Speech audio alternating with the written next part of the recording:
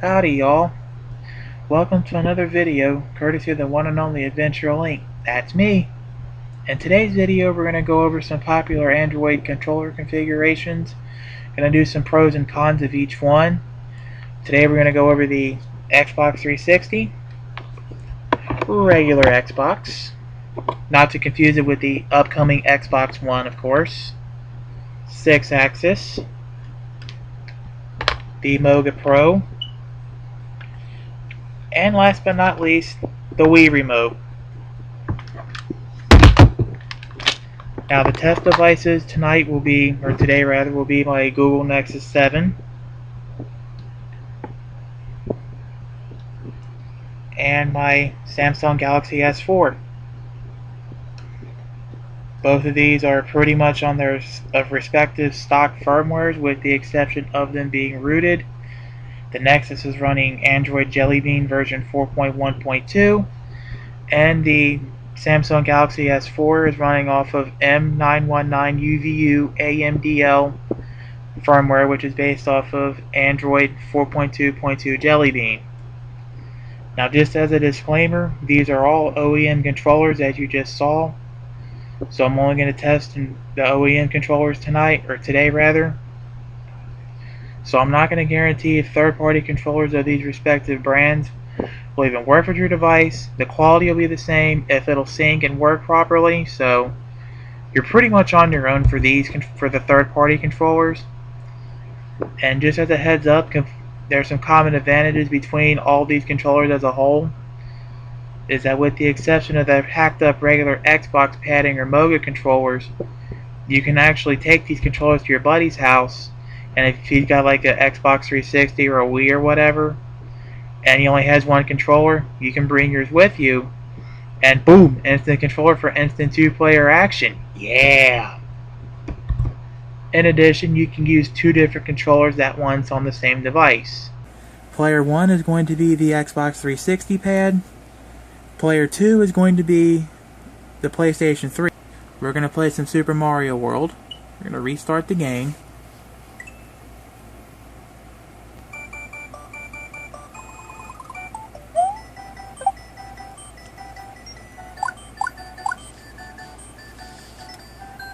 Of course, for fluency test's sake,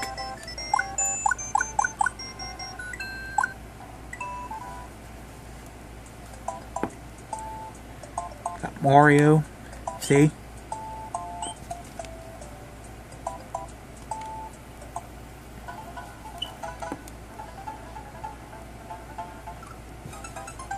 This is just a demonstration. I play Mario a lot better than this. Calm down, it's just a demonstration. I've got the Sixaxis map for Luigi, for fluency's sake.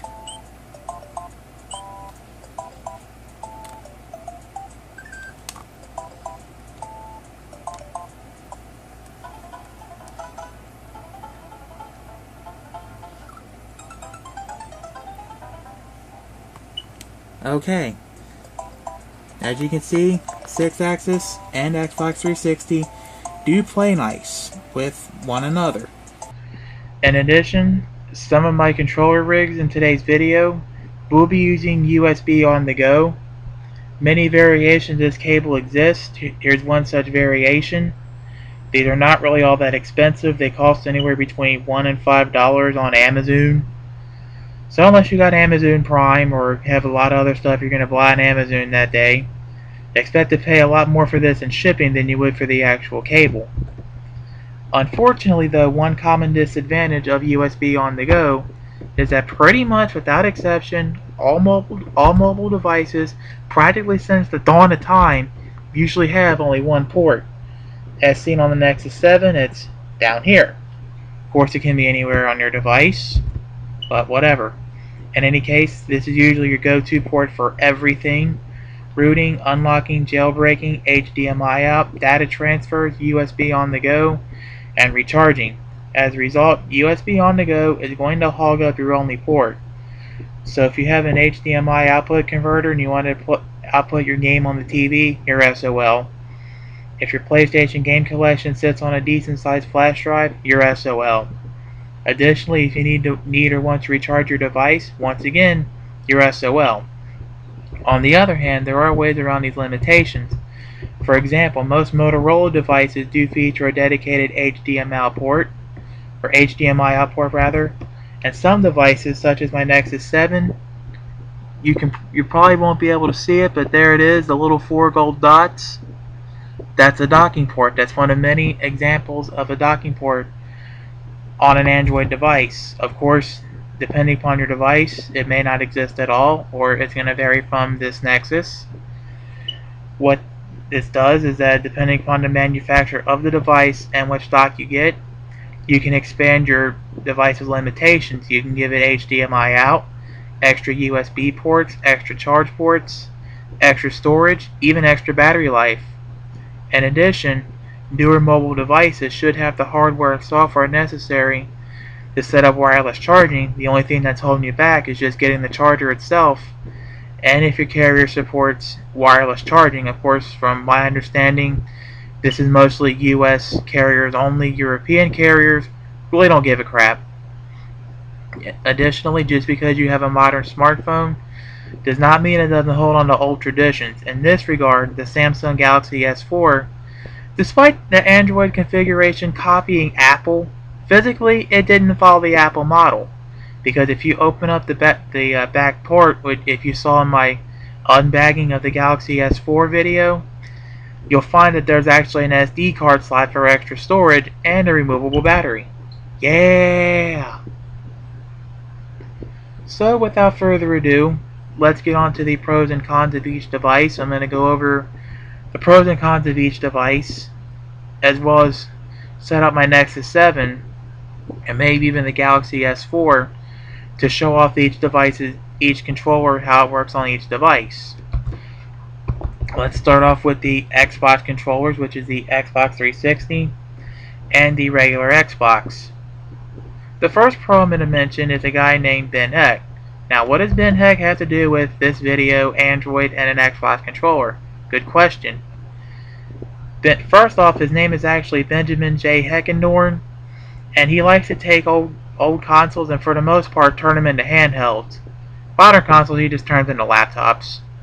But in any case, this serviceman from Iraq came home from Iraq and was contacting Mr. Heckendorn regarding a one-handed Xbox controller. You see, the serviceman, who he didn't name, and that really doesn't matter, but I thank him for his services all the same, is that he somehow became disabled either before he went to war or during the war and couldn't play his Xbox anymore, so he needed a one-handed controller. So Ben Hex cobbled up a one-handed Xbox controller and sent it to the guy. And he's also been wanting to design such controllers for people with disabilities anyway, so I actually do give him an applause there. And if you do read the whole story and see his configurations on the Ben Heck website, which I'll give you a link to that in the video description, you'll find that this is pretty awesome, yet pretty inspiring. Because of that, I give it a pro, and it's the first one on my list for the Xbox controllers. Additionally, with that USB on-the-go cable that I showed off earlier, you can just plug it right straight into your Android device. No need for a root.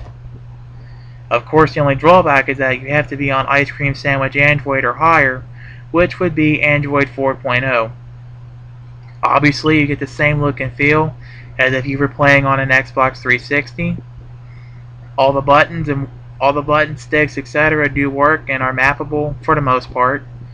Despite the plug-and-play feature, the device's battery life is good, meaning that it's not going to take a toll on your Android device.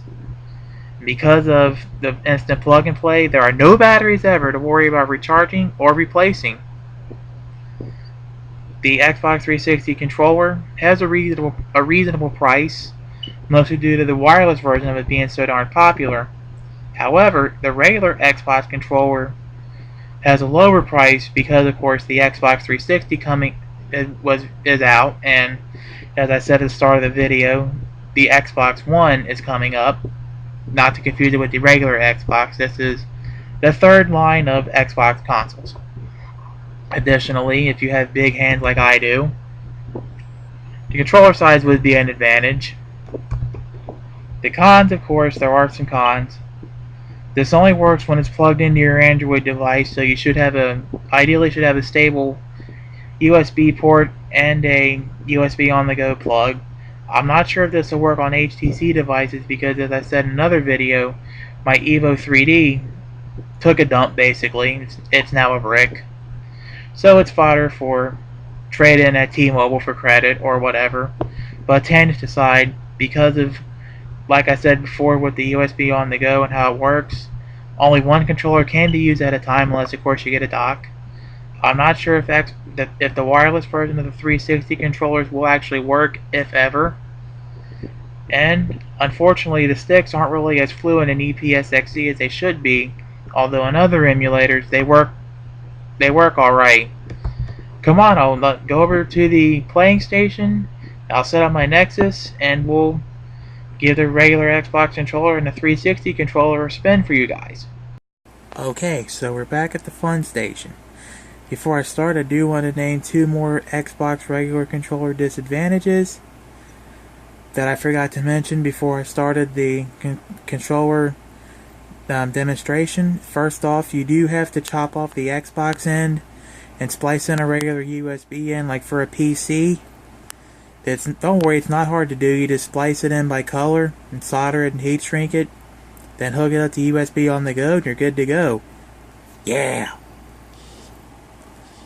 And additionally, as you saw with the regular Xbox controller, there is no other button to map the analog disable toggle, so got to get around that, I guess. Of course, there is an option in EPSXE to make it analog or not analog, which is good to play games like Final Fantasy VII. But in any case, we got USB on the go, all this long cord down here, and our Xbox controller is hooked up. So we're going to go into EPSXE. We're going to go to Run Game, and as a heads up, we're going to be playing Ape Escape on all the EPSXE demonstrations. As you can see, it's not because it's the only game I have, which obviously from what you can see it's not. But Ape Escape is one of the few PlayStation games that did require both of the analog sticks to work. So that's what you're going to get. Of course, I will be showing off Robert Broglia's emulators as well. So do keep on the lookout for those. So as you can see, we're starting up Ape Escape. See, the DualShock analog controller is required to play this game.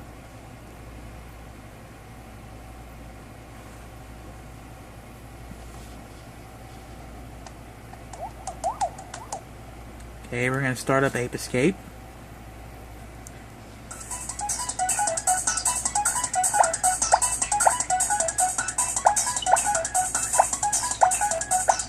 Okay, so the D-pad is fluent. So far the stick is fluent. Alright, so for grins and giggles, we're just going to start a new game. Doesn't really matter, it's just a demonstration. So we're going to get through all the opening movies.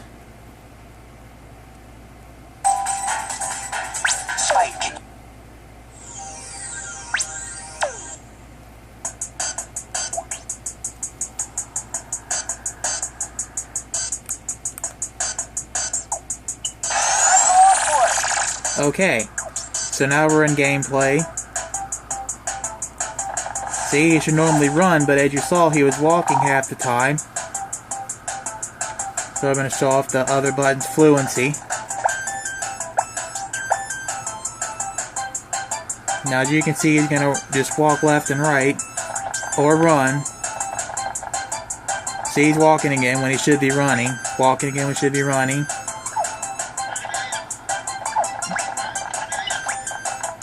Okay, walking and running. Now let's try swinging the stun club.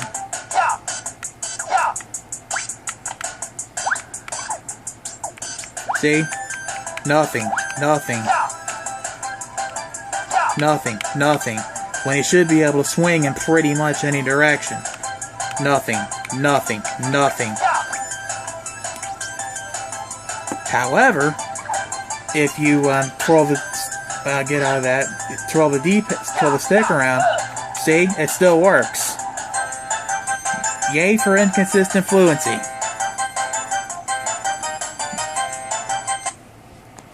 enough of that. We're going to set up the regular Xbox controller, and I'll show that off next. Okay, we're back, and we're using the regular Xbox controller, as you can see. Now, the fluency has mostly improved here, which you'll be able to see. Here's me with the stick down here. Here's the little guy in action. See, he still walks, but better fluency.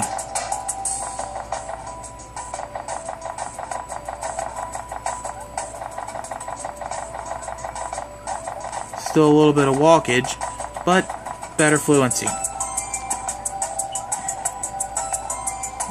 Now, right stick, better fluency, and you. So far, so good. Nothing, nothing, nothing, nothing. Although sometimes it does work. See? Despite this lack of fluency, I can still spin them. See?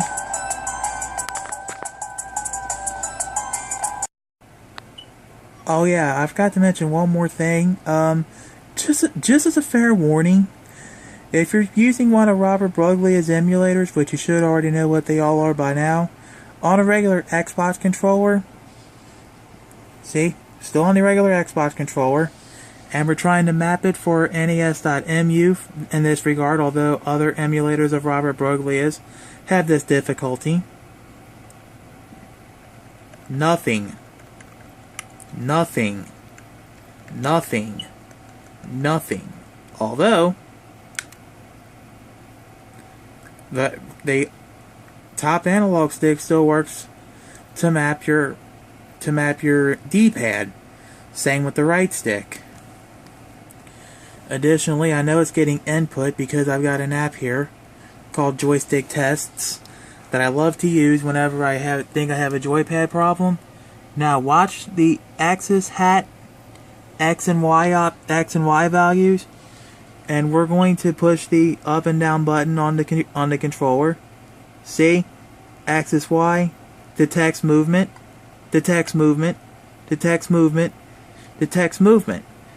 Now, Robert Broglia, why can't your emulators detect movement whenever I push the D-pad on an Xbox controller in your emulator? Why is this? Although this works fluently here. Okay, so now we're back on Robert Broglia's emulator, NES.mu, this time with the Xbox 360 pad. We're going to map the up button, and what do you know, it works. Only for some reason it detects as Y-axis 3, just as a heads up.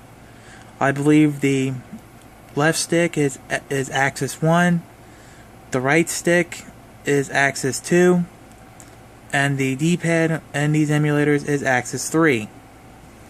Also, just as a fair warning, on both the regular controller and the Xbox 360 controllers, I don't think that the shoulder buttons here will map. See? Pushing? Nothing. This is because of these shoulder buttons on both the Xbox controller and the Xbox 360 listen off of appropriate axis triggers rather than a button. Whereas on the Sixaxis controller, on the other hand, you can still map L2 and R2 as appropriate. Now we're going to map the A button, which would be the B button.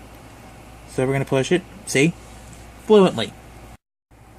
Quick honorable mention here, despite all our playing time, we was about 70% when I started playing with the Nexus and our controllers so far. So far we only did the Xbox 360 and the regular Xbox pads, which do not need batteries at all. Like I said, we was down to 70%. In a short amount of time I used to test it, we're down to 63%. If this was Sixaxis on USB on the go, this probably could drain pretty quickly. So, yeah. Okay, so I'm back and we're going to do some pros and cons on the PlayStation 3 controller now. What can I say about the PlayStation 3 controller, pros and cons wise? Well, the pros is that you can use USB on the go or sync it with Bluetooth. You obviously get the same look and feel on your Android as if you were playing on a PlayStation 3. All the buttons work and are mappable. You get decent battery life just like you do on the PlayStation 3. You also get touch profiles within Sixaxis. These make it easy to play touch-based games. I use it all the time in the Wreck-It Ralph minigames. Maybe someone will get this to go fluently on the Final Fantasy ports. I don't know. Up to 4 controllers can sync and use at once. And I'm not sure if you can use a 5th PlayStation 3 controller on USB on the go, but if you want to give that a try, let me know.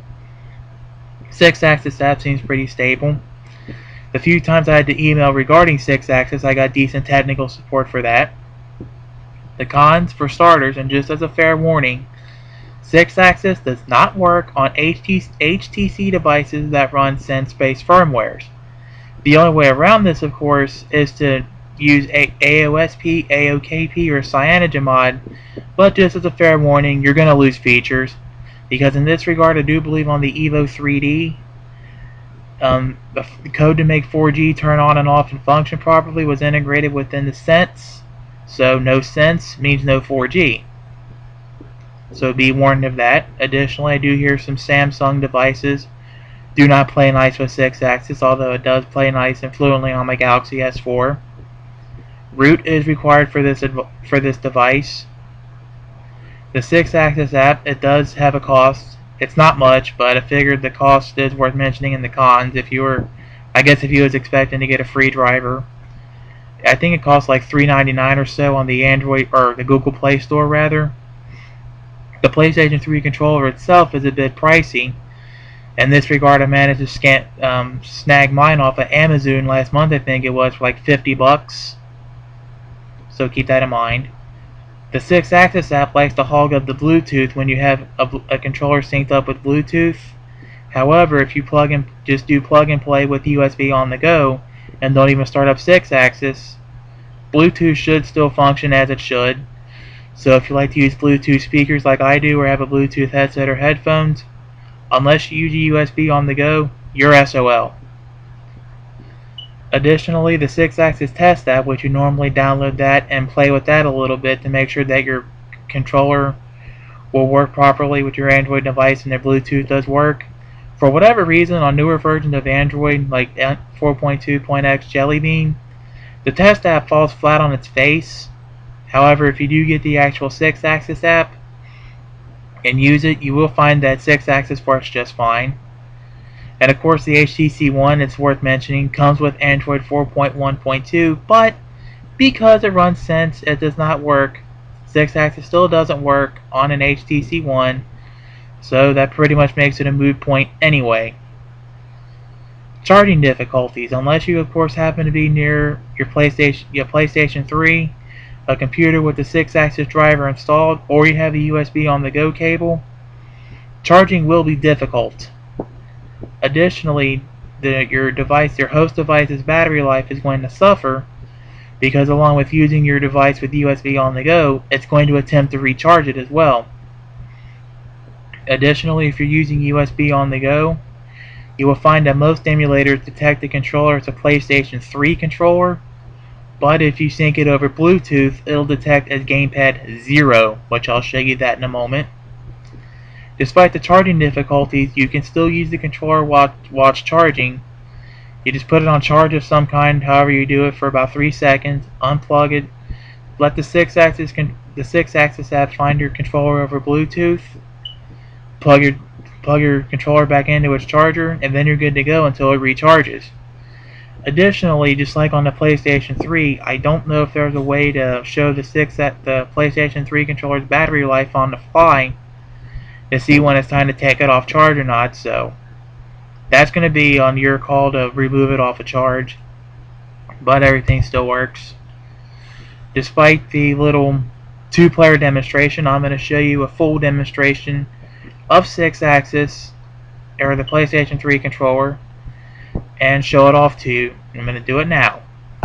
I just want to say one quick thing regarding my con for the PlayStation 3 controller, is that you do need root access. It's true that you do need root access in order to use Sixaxis, but you can use the PlayStation 3 controller without needing Sixaxis.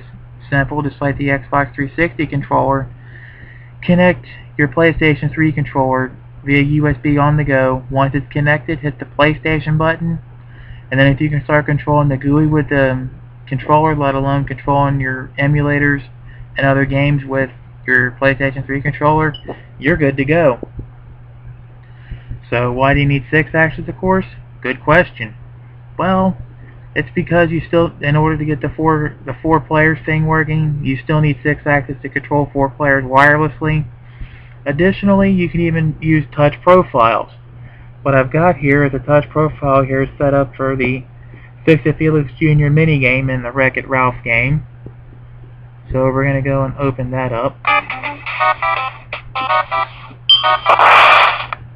And of course we're going to restart it.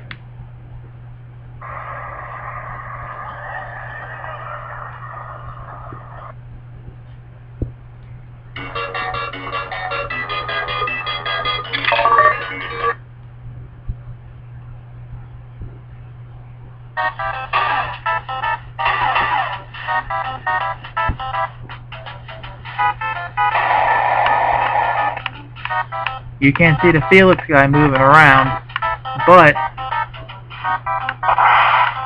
okay, so I died. But whatever. I mapped it to the left pad. You can still see the control stick move up and down. And of course, you can see the fix button being pressed. I have that mapped to the circle button.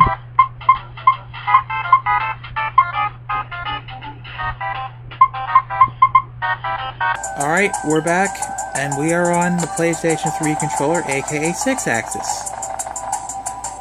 So here's the fluency test. 100% run-ins in all directions, no walking.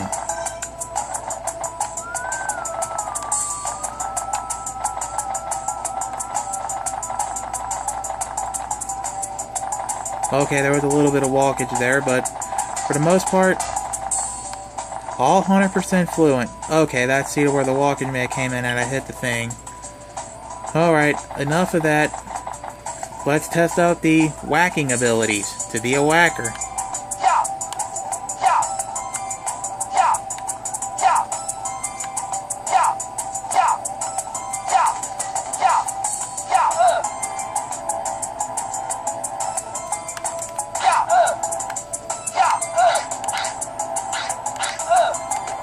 And obviously he still spins around like he should. Now, I'd already mentioned this about the Xbox controllers, but just as a fair warning, although you can map L2 and R2 in EPSXE and other emulators, you still need to map the axis for it too in the axis options. Don't worry, it's just L trigger for the L2, R trigger for the R2. Alrighty, so here we are again. We still have Sixaxis hooked this time to USB on the go. Yeah, you can tell because see these 1, 2, 3, 4 lights? They're all flashing. Additionally, I can control it with my I can control the GUI with my Sixaxis controller. So I'm going to demonstrate the whole PlayStation 3 versus Gamepad 0 thing. You go into any emulator. Any emulator will detect just like this, even EPSXE. So let's get out of this. We're going to go and put device setup, auto detect device to setup, push any key on the input device to enter the configuration menu. See? Sony PlayStation 3 controller. Yeah! Now we're going to disconnect it, and we're going to connect with actual Sixaxis. I'm going to go to Start.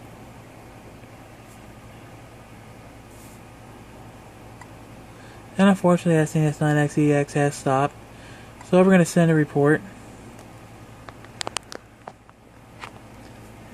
And as you can see, we're already synced some way, somehow. I didn't even touch the controller like you normally should. But we're going to go back to emulators, SNES9XEX, and put device setup, auto detect device to setup, push a key on the keypad. See? Gamepad 0. And pretty much all emulators detect just like this. So we're going to try it. We're going to try this again now with the controller plugged in again. See, we got the controller plugged in. Now we're going to go to SNES9XEX and put device setup. Now as you can see, see, Gamepad 0, Sony Playstation 3 controller. Now we're going to go to Auto Detect Devices Setup. We're going to push a button. See, Gamepad 0. Moving onward, we're now going to talk about the Moga Pro controller. Pros and cons first. Well, one obvious pro when you get the Moga Pro controller. Well, there's two obvious pros actually. The first one is you get stands with this thing. In the controller, you get a built-in phone stand, and you also get a separate stand for a tablet if you have a tablet.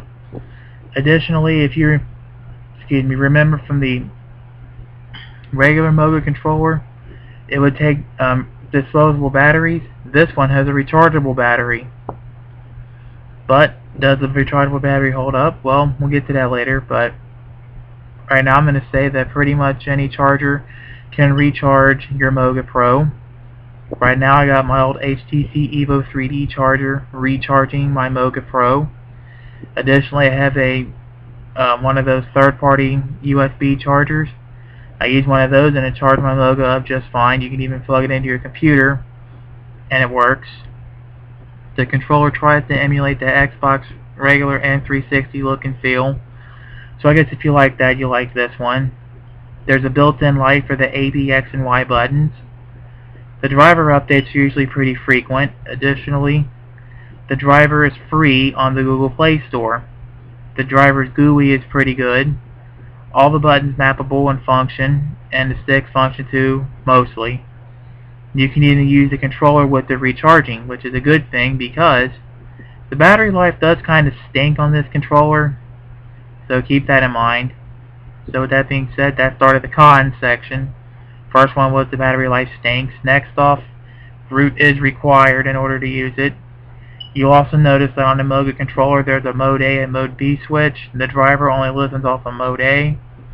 The driver can be unstable at times. In EPSXE anyway, the sticks don't seem as fluent in EPSXE like it does in other emulators. And this controller is a bit pricey, just like the PlayStation 3 controller. I scored this one for $50 off of Amazon, so keep that in mind.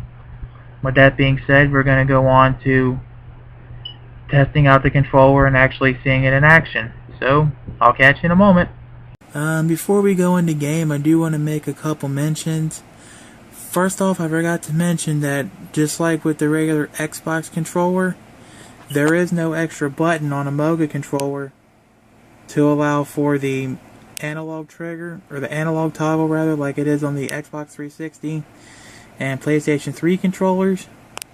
Additionally, on the Moga, it looks like that when you map your buttons, it doesn't map to up, down, left, and right, despite some kind of input detection when you use the that joystick tester. So we're going to try and map player 1 up, it looks like, and when it wants to focus, I guess. So we're going to map player 1 up, going to push the up button, and what do you know, it says button 1 rather than D-pad up. So thought I'd make that honorable mention. And I'm going to go back into game here. Okay. So, now the ultimate question is, how fluent are the sticks on a Moga Pro? Well, let's check it out. Walkage already. That's just great. Tons of walkage with that left stick. That's great, right? And I should mention that, just as a heads up, there is a way to change the analog thing from circle to square in the analog options in EPSXE.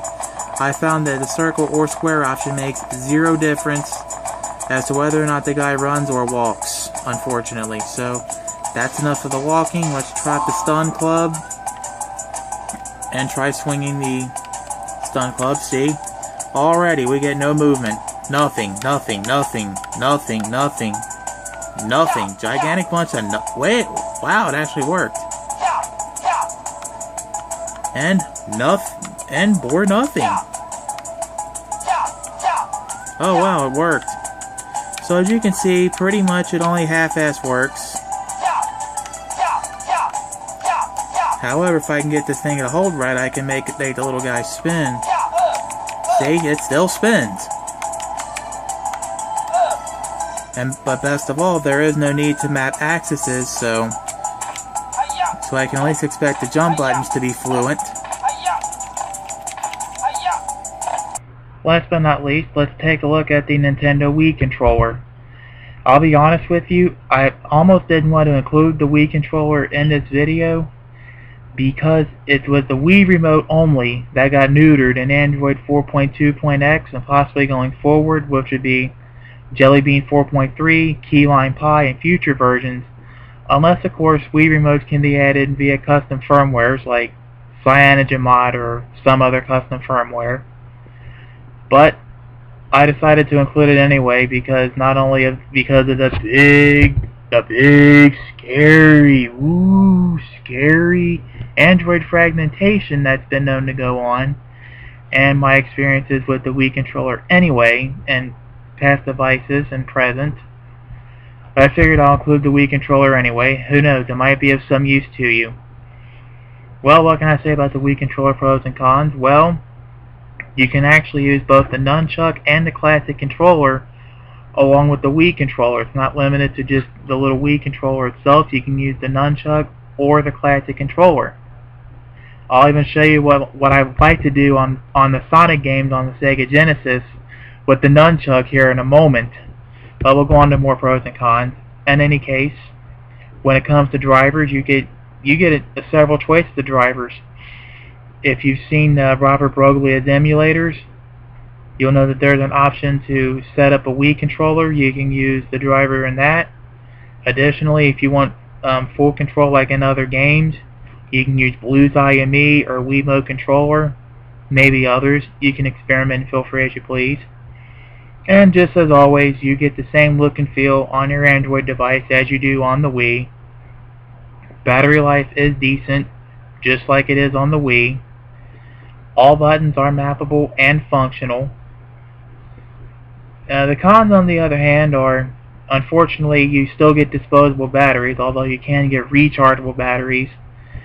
I've never had good experience with them. The main reason is because rechargeable batteries are 1.2 volts, whereas disposables are 1.5 volts.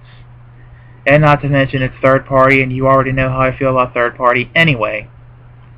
So with that being said, some of the additional drivers like Blue's IME and Wii Remote controller need root. Others, probably just Robert Broglia's built-in driver, I think is plug and play, but I'm not for sure. And just like Sixaxis, this does not work on HTC devices running sense-based firmwares. You have been warned. There is no L3 or R3 button on the classic controller, but the funny thing is you can use the home button to toggle analog on and off anyway. Carrying the Wii controller as well as your nunchuck or your classic controller can get pretty clunky, whereas with the other ones, all you have to do is just carry one controller and you're good to go. Despite the Wii U's release, the cost for the Wii controller is somewhat reasonable. I've seen the official ones go between 25 and 35 bucks on Amazon. And of course, if you want the nunchuck or the classic controller, that's another 15 to 20 bucks. So, depends on what you want. It's somewhat reasonable, but manageable. And without further ado, we're going to get to the free demonstrations on how to make the Wii controller work. And because of the annoyance of the L3 and R3, you can go ahead and experiment with the EPSXE if you want to with this one. I'm not even going to fool with it because I like having full functionality, and it's bad enough that some of these controllers do not have the an extra button to toggle the analog feature, though of course you can disable it before playing the game in the controller options, but we don't need to make it worse by crippling the L3 and R3 buttons. Anyway, let's get on down to seeing how Wii controller works. And we're back. I'm going to mention a few quick things. Some more pros and cons is that, of course, you can still use the strap with the Wii Remote, and of course the little rubber thing that comes with the Wii Remote. Wii Remote Plus, I don't think has any bearing on making a Wii Remote work any better or worse. But just as a fair warning, there are different button setups to recognize here. When it says N up, right, down, left, the N means the nunchuck. So I figured I would at least let you know of that. As you can see, and it's obvious, we do have a Wii Remote connected to the nunchuck, and it works. So we're going to start the game, but just as a heads up, if you want to keep your Bluetooth controller going without having to resync it every time you exit, like if you get a text or a Facebook message or whatever, you go to Options, Input, and where it says Background Bluetooth, you turn that on. Then, without further ado, I'm going to show you how I play Sonic games. It works on pretty much all Sonic games, 1, 2, 3, and Knuckles. But we're going to show off Sonic 1. I'm going to restart the game.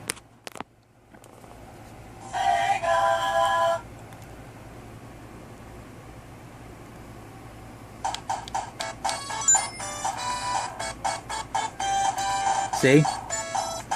What I did was I have the nunchuck as the D-pad, the C button as the start, and Z as the A button.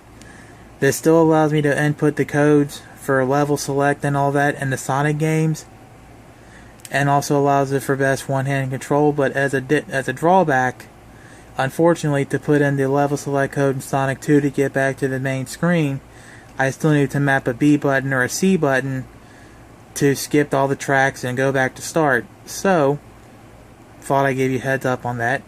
In any case, let's play the Green Hill Zone for a little bit.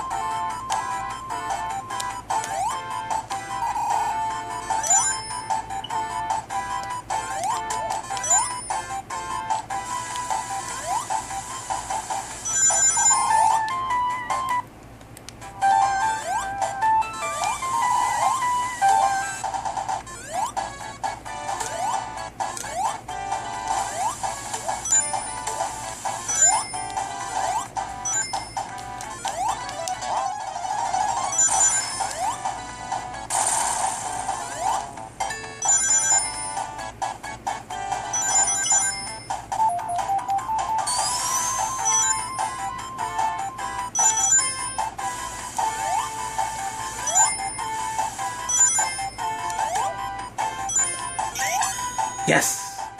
I got the ring, so we're going into the special stage, but I think I'm gonna end up closing the nunchuck with the Sonic off for now.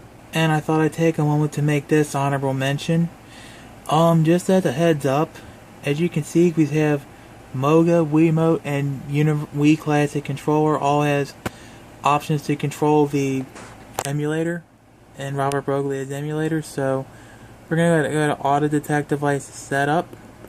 I'm going to push a key on the input device under the configuration menu. I have my Wii Classic Controller here. Yep, and it says Wii Classic Controller. Woohoo! And just so you know, the Gold Classic Controller was part of the GoldenEye 007 package for the Wii. So like if you got it like when it first came out, you got the GoldenEye game, the Gold Classic Controller, and a code to input on the Nintendo Play Store, whatever it is, to get an extra level or two in GoldenEye 007 for the Wii. Just as another heads up, how you see L up, R right, down, and left. The L means the left stick, the R means the right stick, and of course if it just says up, down, left, right, then it means the D-pad. Thought I'd let you know. Okay, so with our Wii controller obviously still connected and still good to go, let's try out the Classic Controller on SNES 9X EX.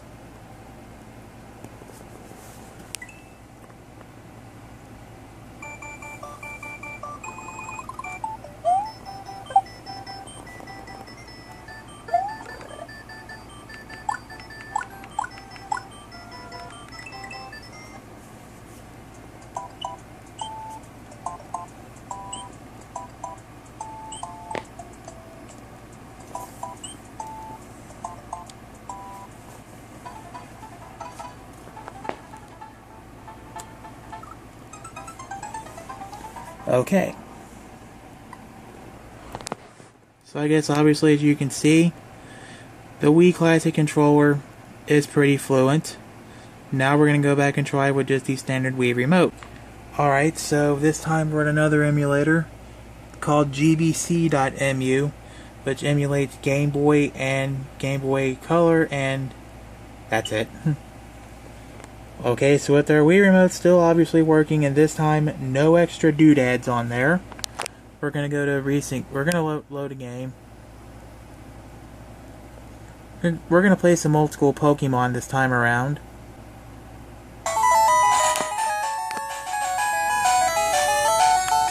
Restored an old save state.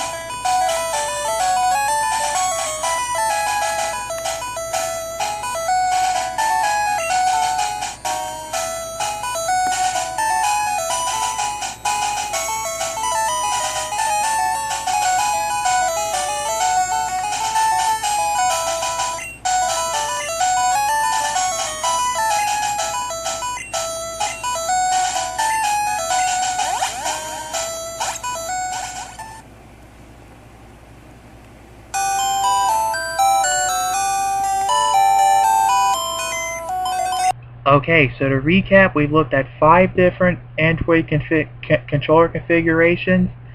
They were the Xbox 360, regular Xbox, Sony Playstation 3, the Moga Pro, and the Wii Remote. Hopefully by watching this video, this will help you make an informed decision as to which controllers you should buy and which ones to stay away from. Additionally, which Android devices to buy or stay away from the next time you go Android device shopping. This video was not meant to go, oh hey, let's get a Sixaxis because Adventure Link said it was cool. Wrong. I wanted to show this off to you guys so you can see what works and what doesn't, what I feel about each one, pros and cons, so you can make an informed decision on what to buy. With that being said, in my personal order of preference for controllers, I actually put the Sixaxis / PlayStation 3 controller high up on my list, though I'm slowly starting to warm up to that Xbox 360 controller, as well as the regular Xbox, because I had no idea regular Xbox controllers would work. However, I did read up that Xbox 360 controllers would work. Believe it or not, despite the little bone stand for the Moga controller, it's actually last on my list. Wii controllers are next to the last, simply because, like I said, they don't work anymore in Android 4.2 and above, as well as Jelly Bean Android 4.3 when it comes out, and Key Lime Pie again when that comes out. So anyways, this has been my pros and cons review of 5 different Android controllers configurations. Anyways, I'm Adventure Link. We're going to close this video out as always by quoting Eric the Car Guy and saying, be safe, have fun, and stay dirty. Additionally, if you have any questions, comments, concerns, praise, criticisms, etc., but no flames or bullcrap, hit me up in the comments section. If you want to learn more about Benjamin J. Heckendorn, aka Ben Heck, and all his console hackings, and controller hackings too apparently, then check out his website, benheck.com. It's that simple. Additionally, if you have any questions about Android devices as a whole, as well as BlackBerry / Research in Motion, iOS, and Windows Phone, again as a whole, then hit up the XDA Developers Forums. But just as a fair warning, their community is bigger than most 80s Cadillac brohams, as well as my Grand Marquis, so make sure you search before posting, because most likely your question was already answered once, if not several times. So to save yourself and the community some trouble, search before posting, let alone making an account there. Additionally, it's starting to warm up outside, so stay cool and stay hydrated. When it's cool outside, stay warm and bundle up if you must.